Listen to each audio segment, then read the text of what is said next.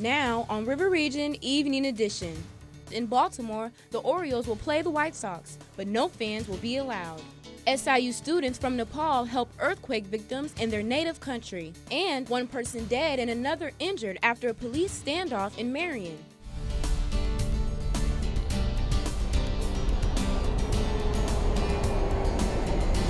News from around the world, across the nation, and here in the River Region.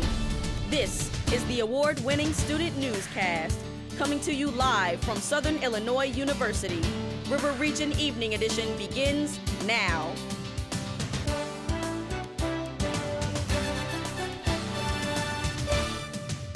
Evening Edition reporter Andy Ani has the story. Late this afternoon, police are still at the scene. The incident began around 3 a.m. at this house at 1408 West Main Street. The dead man is identified as 27-year-old Joshua A. Green of Marion. Police say they found gloves and ammunition in Green's car, then heard screams nearby. When they approached, officers say Green opened fire. He then went back inside. He came out again hours later. At that point, Green drew the firearm and fired on officers for a second time, at which point officers returned fire, striking Green. Police say the hostage standoff went on for 4 hours. Green was pronounced dead at the scene. A firearm was recovered at the scene. During the exchange of fire, a female that was being held was also struck by gunfire. The area is still cordoned off.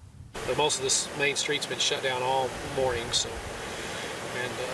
I asked an officer earlier when they would open it back up, and he couldn't give me a designated time. So. For River Region Evening Edition, I'm Andy Ani.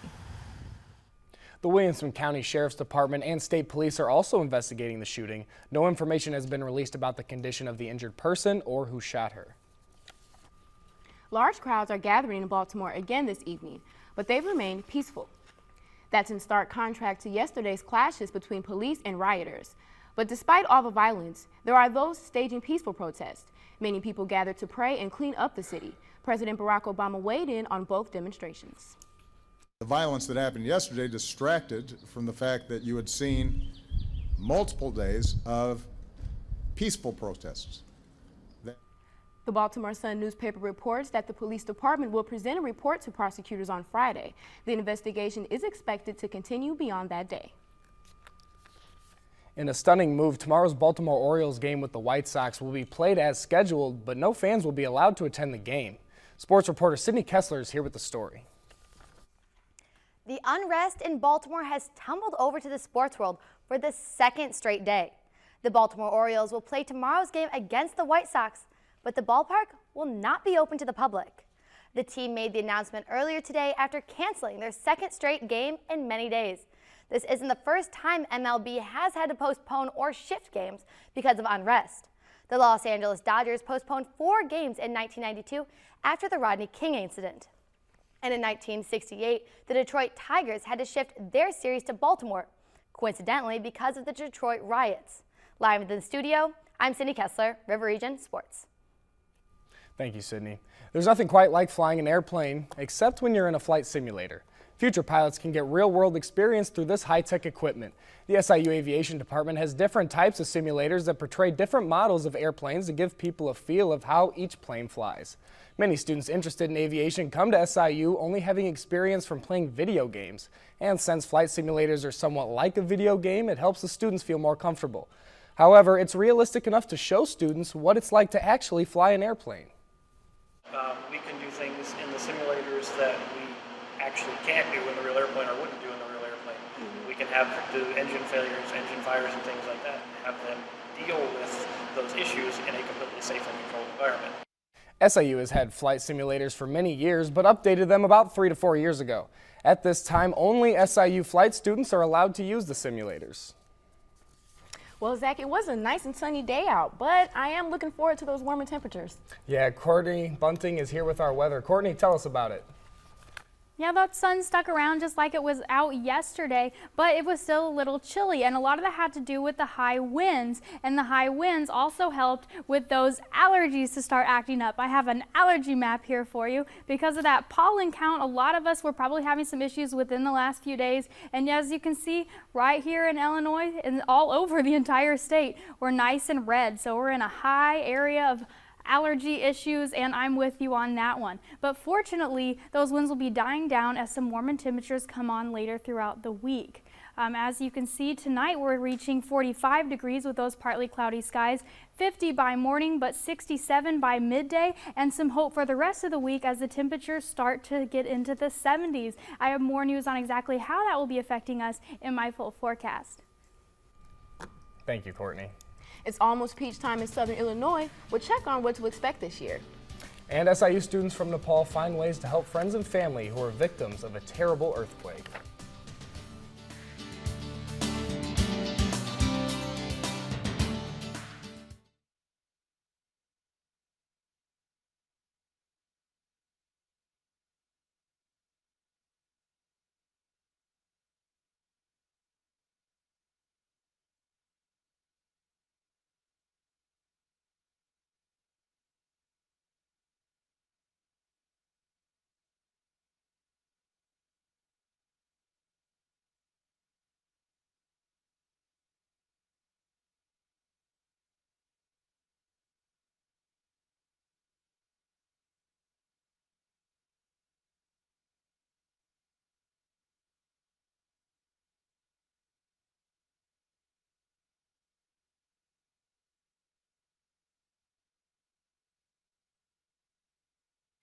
Not many people realize the process peaches go through before we buy them. Since we're almost in the harvesting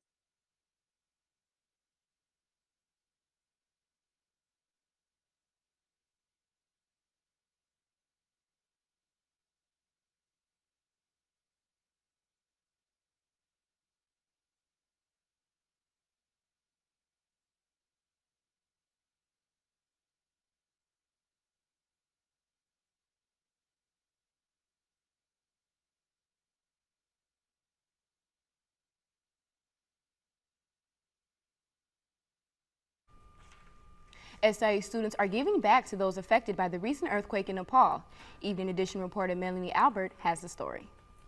After Nepal's 7.8 magnitude earthquake on Saturday, many are reaching out to lend a hand, including those who are thousands of miles away. The Nepalese Student Society at SIU has started fundraising for friends, family, and those in need back home.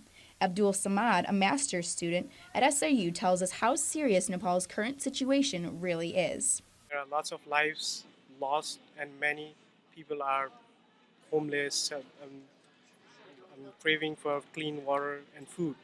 So what we are trying to do is, as a Nepalese student studying in SIU, we want to contribute to the relief fund by raising funds and doing different kinds of awareness activities.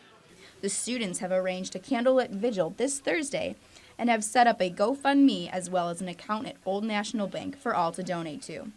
Ramesh Nupani says that every penny counts and can help save a life.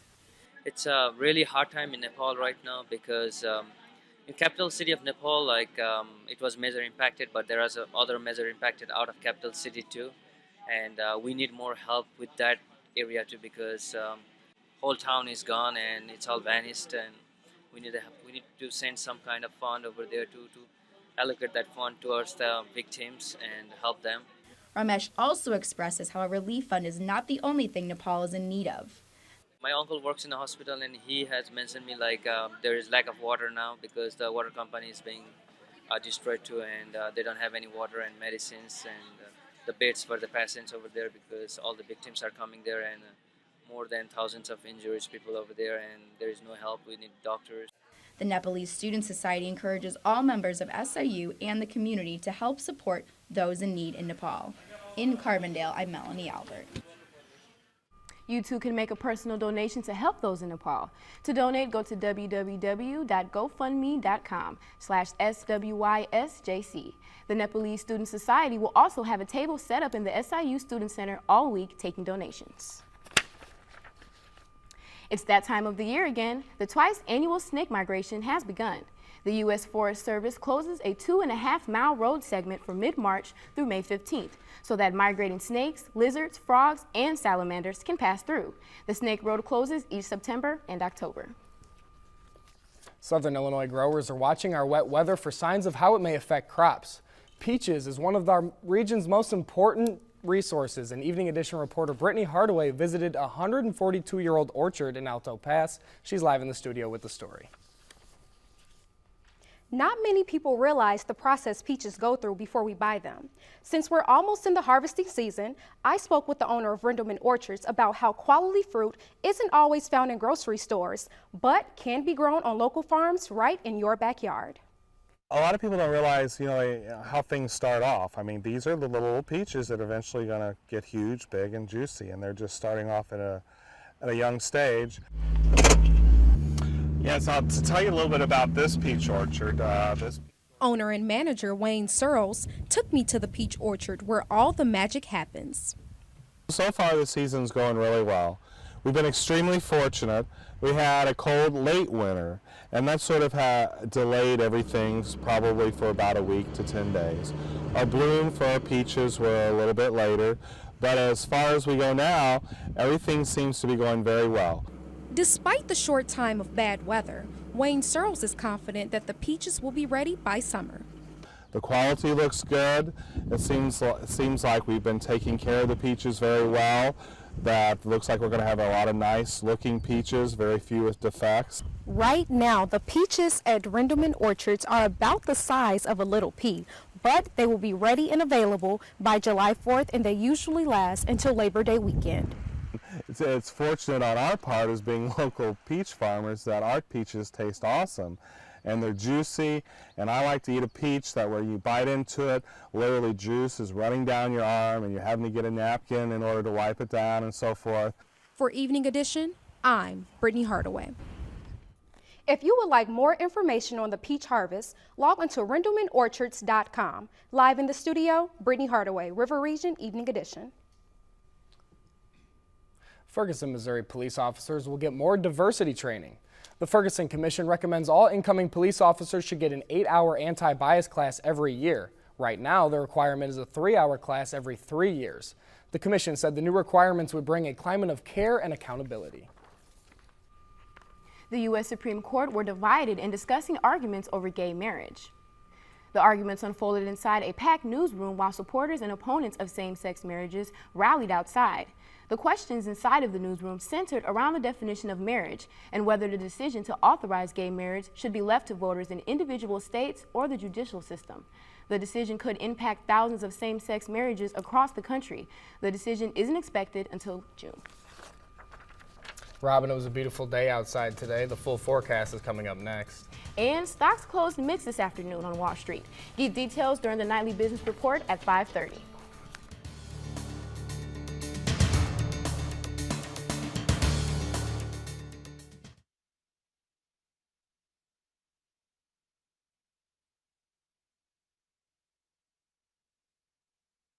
Would you be able to take pictures for her? Or Brittany.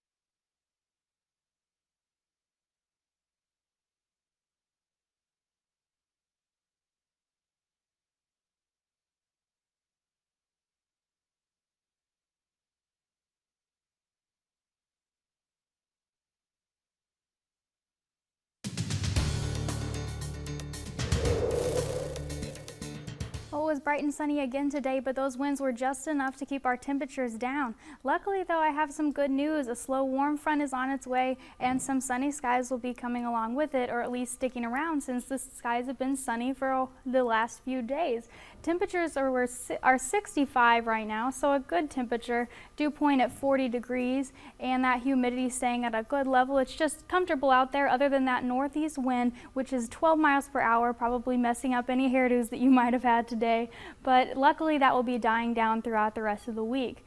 If we take a look at this viewer photo, that sky is nice and blue, and look, those clouds are gone. It's from Christina Kalewitz, and you can see the clock tower is out there, and those clouds are just barely visible. So the sun was very apparent today and will be sticking around. The average high is about 64 for this time of year on this exact date. So we're around what the average will be. I said before 70 was what the average will be as these next few May days come around, but for now it's in the mid 60s.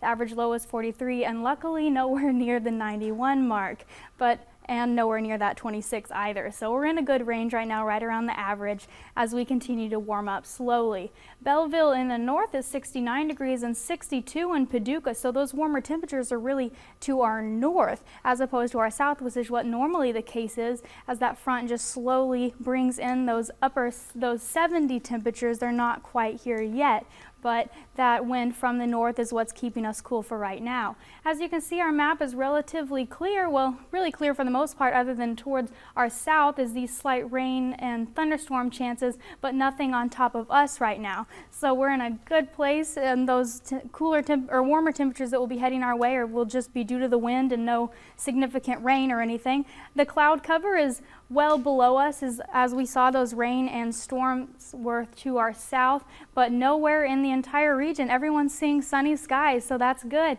Some positivity, at least for a while now. Those April showers are starting to turn into May flowers.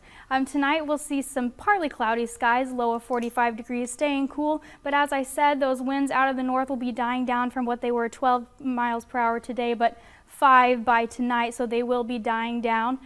Tomorrow we'll see a high of 68 degrees, close to those 70s. The winds are still a little high as the winds remain out of the north until what will be about Saturday, whenever they start to come from the south and southeast. Tomorrow night a low of 47 degrees, staying cool, but the winds switch out of the northwest, a little lower at 5 miles per hour, so maybe your hairdo will stay nicer as those winds die down. And throughout the rest of the week, as you can see, the sun is coming out for Thursday and Friday, and just a few clouds Saturday and Sunday as the warmer temperatures start to roll in. The winds will be out of the south, southeast Saturday and Sunday, as I said before, and that's where those temperatures are coming from, and that's why that sun will be sticking around. So no cool fronts in the near future, and you'll be able to shed those jackets. So I hope that you are ready for the weather, the warm weather, because it's coming around. We're slowly reaching up to those 80 degree We are marks, just a little while before you can uncover your pools. Thank you, Courtney. You're welcome. The men's golf team was in action earlier today at the MVC Conference Championship. And the baseball team is gearing up for a matchup tonight at home against the Fighting Illini. Let's throw it over to Sydney with more in sports. Sydney? You're right, Zach. I'll have that matchup, stats, and information next. But first, the volleyball team had an exciting day, adding 2 new players to their roster. And the fight of the century is right around the corner. Don't touch that remote. I'll be back in just 90 seconds.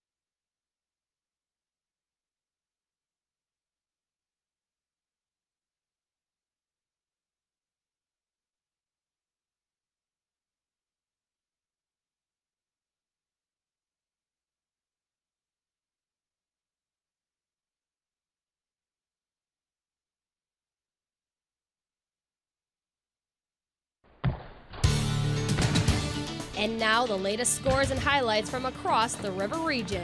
This is Evening Edition Sports.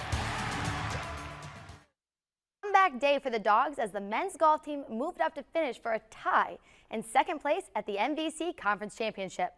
The squad is tied with Northern Iowa right behind Wichita State, who leads the tournament by 37 points. The men finished with a team score of 297 and 9 over par. Top scores for the Dogs came from Wade Thompson with a 72 even, Steve Sushek with 73 and 1 over par, and Andre Mitchell with a score of 75 and 3 over par. This is the last tournament for the Dogs before they head into the NCAA Regionals on May 14th. No start time has been announced. The SIU baseball team is wrapping up their 9-game homestand tonight as they host the number 8 ranked Fighting Illini. Illinois is scorching hot coming into Carbondale, riding a 17-game win streak compared to SIU's 4-game losing streak. The last time the two met in March, the Dogs played a good ball game until the Illini rallied in the 8th to come away with a 4-1 victory. Oh, you know, I mean, it's Illinois. It's obviously a big in-state rival. I mean, it's probably been a long series going way back. They're a really good team this year. You know, anytime you face the ranked opponent, you always bring more to the table. You want to play better, do more. So tonight, you know, I think they're ranked 8 or 6 in the country. So, I mean, it's a midweek game. We're kind of pumped up about it at home. Should be a decent crowd here tonight. The Dogs will be facing up against the Illini at Itchy Jones Stadium in less than an hour. We'll have the full update and highlights for you tomorrow. And the SIU volleyball team stocked up on talent today. The Salukis signed 2 players to the 2015-2016 season roster, both from foreign descent. Tara Rootlift is a 5'10 libero from Caledon, Ontario. And Marianne Pilon is a 5'10 libero and an outside hitter who is transferring from Salt Lake Community College and hails from Sao Paulo, Brazil. Both recruits have been praised for their athletic backgrounds and high volleyball IQ. Some SIU sports seek to get back on the horse after a tough season, but these students are already on theirs. With over 40 students involved, the equestrian team is continuing to grow every year. Riders of all experience levels are welcome to participate. Beginners can start with the first level walk-trot until working their way up to intermediate levels, and then finally to the open level, which is for the top and most experienced riders. Our season, our show season is actually all through the fall and all through the spring. So we're pretty much riding every week unless there's a break or a holiday that we have. So we're constantly going, we're constantly bake sailing, constantly practicing, and we normally have shows at least several times throughout the semesters. To hear more on the equestrian team, tune into Saluki Sports View this Thursday at 5 to hear here on WSIU TV. And the fight of the century is quickly approaching. It's Manny Pac-Man Pacquiao versus Floyd Money Mayweather. Pacquiao is considered the underdog with the odds against the 144-pounder. The Vegas experts are in favor of Mayweather, considering he's an undefeated 5-division world champion. The fight will be available on pay-per-view Showtime and HBO. But if you're not willing to pay the fee, note that the game will air for free in Mexico. The fight is set for this Saturday night at 8 p.m. local time. And the Chicago Bulls were set to sweep the Milwaukee Bucks by taking a 3-0 series lead. But due to late-game heroics by shooting guard Jared Bayless in Game 4 and the stellar play of point guard Michael Carter Williams in Game 5, the two teams will head into Game 6 of the series. All Chicago needs to do is win one more game, and they will advance to the next round. But that's easier said than done, as the Bucks have proven that they may be down, but not out just yet. A crucial Game 6 will be played Thursday at 7 p.m. And the Chicago Cubs are hoping to keep their winning streak alive after having the Pittsburgh Pirates walk the plank last night after a 4-0 victory. This win came behind the play of emerging star third baseman Chris Bryant and fellow first baseman Anthony Rizzo, along with pitcher Jason Hamill's 8 scoreless inning. The Cubs will continue their 3-game series against the Pirates at 7 p.m. Now moving south, the St. Louis Cardinals went up against the Philadelphia Phillies and lost their 2nd game in a row. The Cardinals' offense was stagnant, with third baseman Matt Carpenter scoring the only run for the Birds. The series will continue tonight in St. Louis at 7 p.m.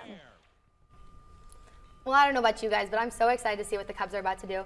You know, they're second, and obviously that's a lot better than what we've been doing the past years. So I'm going to keep our fingers crossed and see where we can go. It's early in the season, and you know Chris Bryant's doing well. Rizzo, that's a good combo with the corners. It is. It really is. With the change of the roster this season, it's going to be a good season.